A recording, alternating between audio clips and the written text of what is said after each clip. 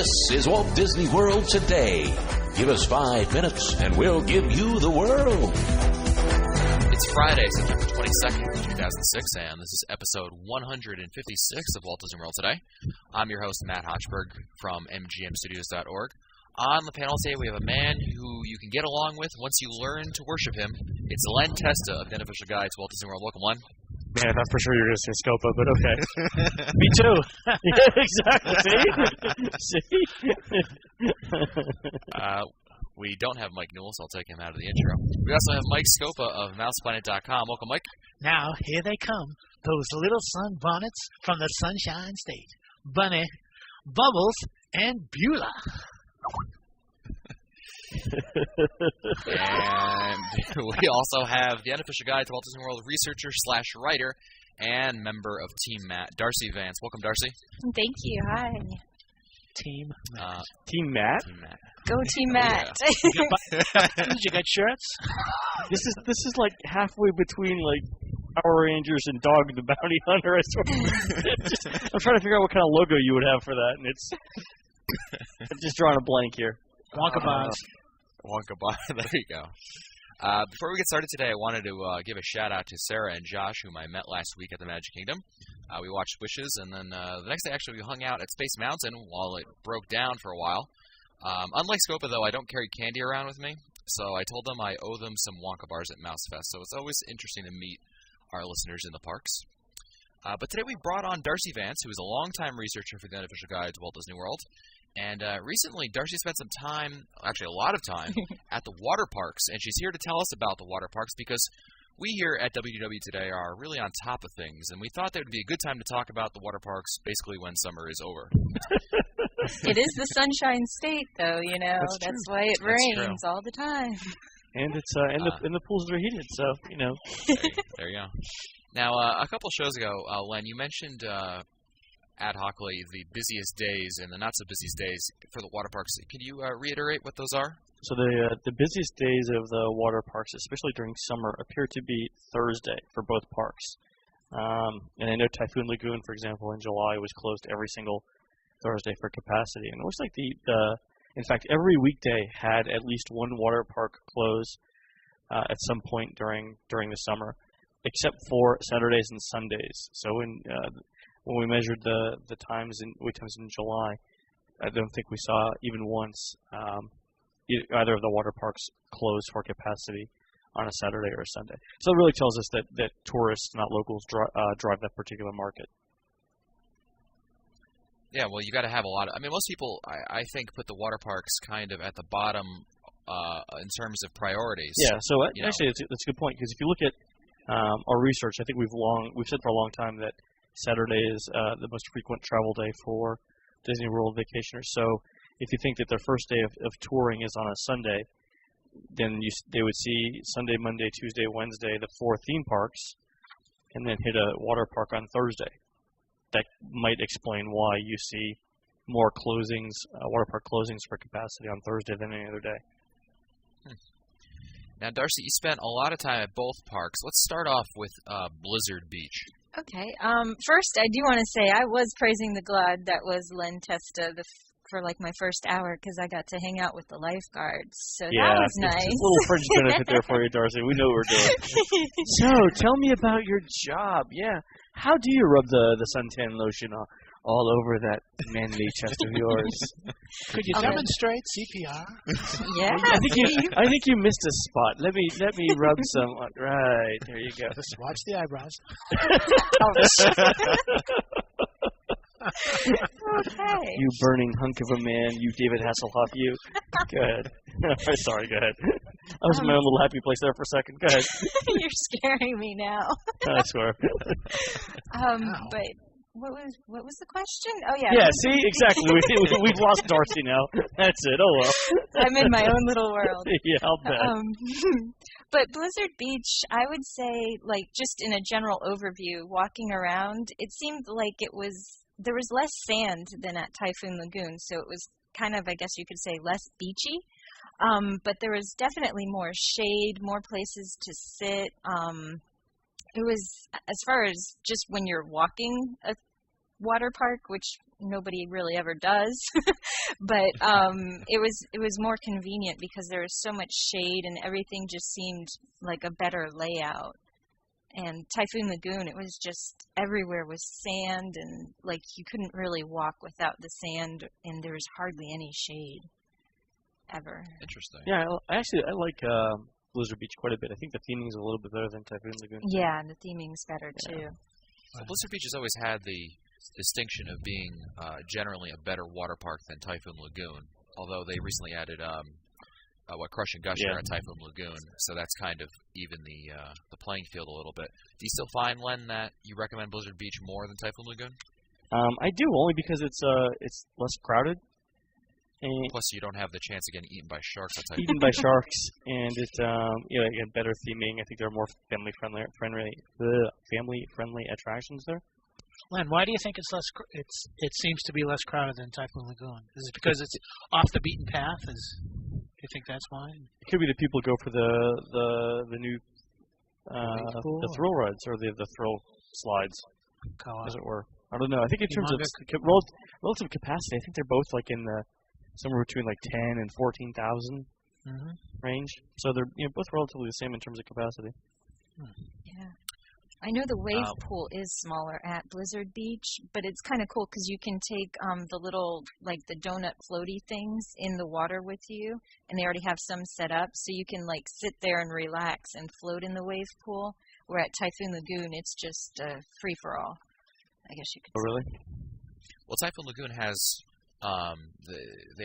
if I can spew out some of the Disney propaganda that I hear on the top 7, which you have to hear all the time when you're staying at Disney, doesn't the wave pool at Typhoon Lagoon have like some X foot wave every 90 seconds or something like that? Right, the waves are bigger at Typhoon Lagoon.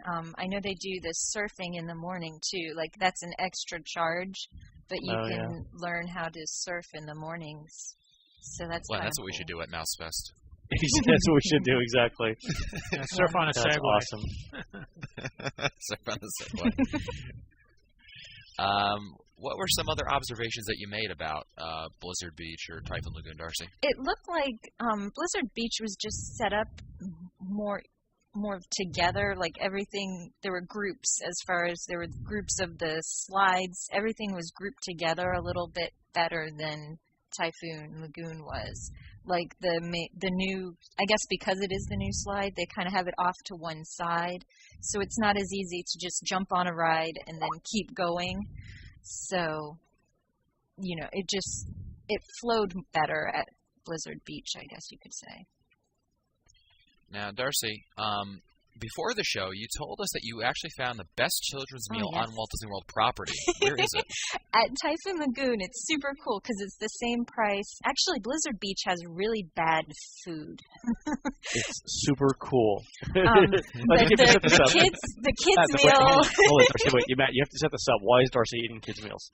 Oh, because why are you eating kids' meals? Because Darcy is a vegetarian, so I don't eat a lot of like the fast food because it's all hamburgers or hot dogs and stuff like that.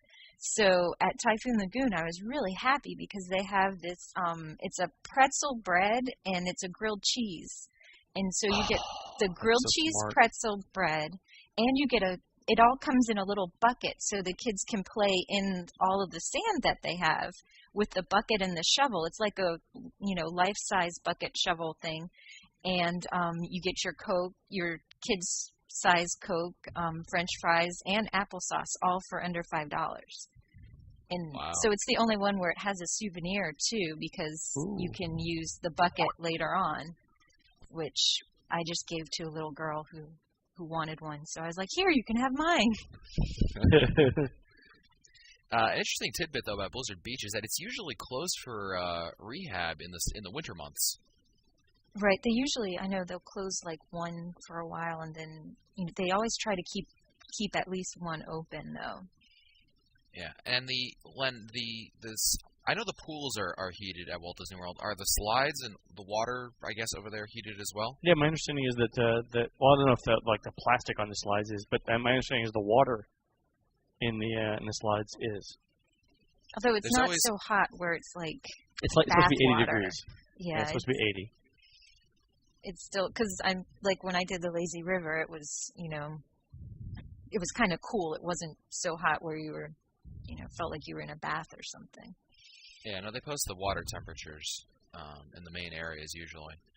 But there's always, I usually go in February to Disney, and there's always, the bus that they split between Blizzard Beach and I think it's Epcot usually. And there's always one family that actually goes to Blizzard Beach or whatever water park happens to be open at the time. And it's always like, people always give them that look, like what are you doing? We're from Alaska. This isn't Epcot. But I guess, if you want to ride and basically have no waits for any of the slides, I guess the time to go is in the winter months. Yeah, and like most of the time, February is not as cold as, if you went in December too. So if you go in sort of the outskirts of winter, it's not as bad. Now, we might lose our clean status on iTunes for this, but Darcy, did you lose your top at Blizzard Beach? Not all the way. Oh, did I miss the story? Yes, on purpose. So thank you for doing that. So you waited until after it was published. Oh, okay. The privileges of being part of Team Matt. Never. Wait, you have to take your top off on the I'm not sure that's a privilege. Wow, way to totally twist my words. Oh, okay. It was one of those. It's like a Motley Crue video. Go ahead. I wish. Girls, Girls, Girls was always my favorite song. There goes that rating. Oh well. But no, it was just one of those freak wardrobe malfunctions, I guess you could say, where my bathing suit just decided the clasp was going to fall apart. So it happened right there at the the lazy river, and that was when I decided that it was time for me to go. Now the two big slides at both parks, at Typhoon Lagoon, of course, it's Crush and Gusher, and then at Blizzard Beach, it's the Enema Machine, better known as Summit Plummet. Summit Plummet. Thank you. I totally blanked on that. Darcy, do you ride Summit Plummet? I actually never, because I was writing wait times. I never really did any of the rides, so. In general. Would you go on Summit Plummet? I would try. if I had a working bathing suit, I guess you could say.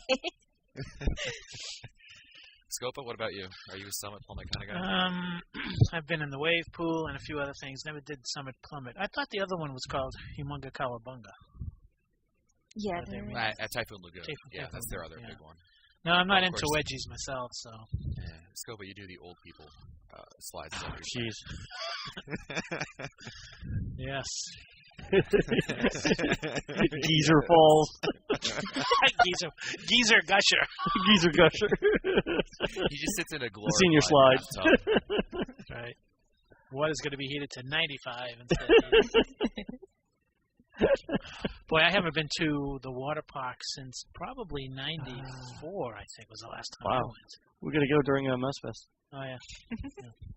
We'll fit it in. I did notice also that as far as wait times, Blizzard Beach never had good wait times. Like, there were signs that never changed all day long. And Typhoon Lagoon was a little better, but there were still times where, it just never changed. Like, it seemed like after lunch, the wait times never changed on any of the signs. So it's interesting.